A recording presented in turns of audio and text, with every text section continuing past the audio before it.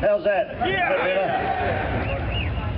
Simply, the major issue facing all New Zealanders, not just you, not just motorcyclists, but everyone, is that ACC has moved and continues to move beyond the one guiding principle on which it was established. And that principle was no-fault liability. No-fault liability means that no one individual or group is any more responsible or liable in terms of causing an accident than any other group or individual. As such, ACC is not an insurance scheme. In insurance schemes, it is common practice to use actuaries to calculate risks and probabilities of accident, so appropriate differential costs can be charged in terms of premiums. ACC was originally designed not to be this way. If we continue to go down this path, selecting out groups, we will be charging levies on groups who fish through their fishing licences, perhaps even levies based on gender and ethnicity. This is totally contrary to the principle on which ACC was established. Some other misconceptions that need to be corrected. As Rick Barker just said, ACC is not running at a loss whatsoever. In 2008, they took $4.2 billion in levies and paid out $3.1 in accident-related claims. At present, ACC has the highest reserves it has ever had, with enough money to pay out for about 3.5 years of claims. The current proposed increase in ACC levies is not to cover accident treatment, rehabilitation or other direct costs. It's to buy more buildings! More travel! The increase in ACC is simply to increase the asset value from 11 billion to 24 billion as it moves to a completely fully funded system. Now this is where the joke is.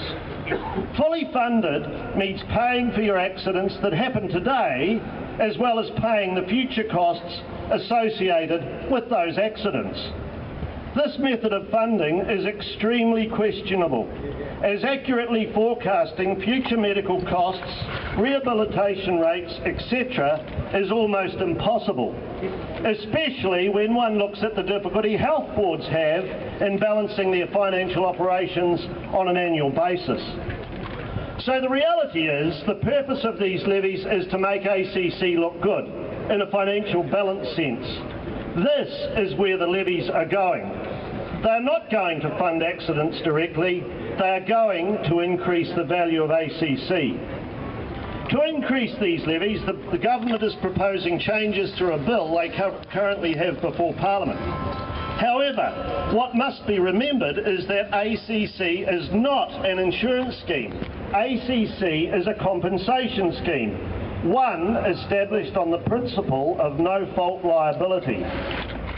In terms of how the proposed changes affect you, a key part of the proposed new regulations is to allow differential rating of levies on different types of vehicles, or in the case of motorcycles, CC ratings. This will be based on risk and likelihood of accident. This is why there is a current campaign of misinformation on motorcycle accidents to prepare the owners to disproportionately bear the costs. The basic principle of no-fault liability on which ACC is established is clearly being moved further away from. Evidence recently where the ACC chairman, John Judge, stated that motorcycle levies were increasing because motorcycles cause accidents.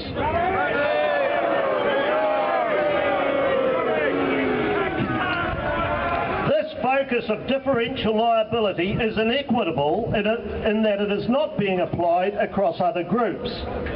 What needs to be challenged is this whole notion of risk and liability.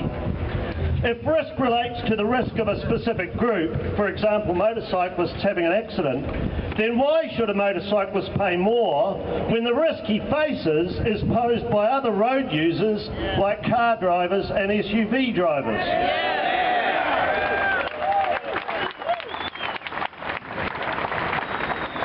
If car drivers are liable for causing accidents on the road to others, then why should they not pay a higher premium based on the risk they pose to others? It obviously works that way for pedestrians and cyclists.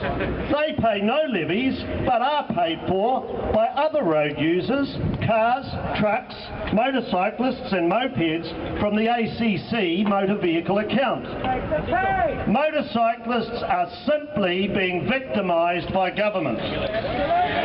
Levies are already too high. They are already too high and should be reduced. The suggestion to increase them is immoral and unjustifiable. I state that for the following reasons.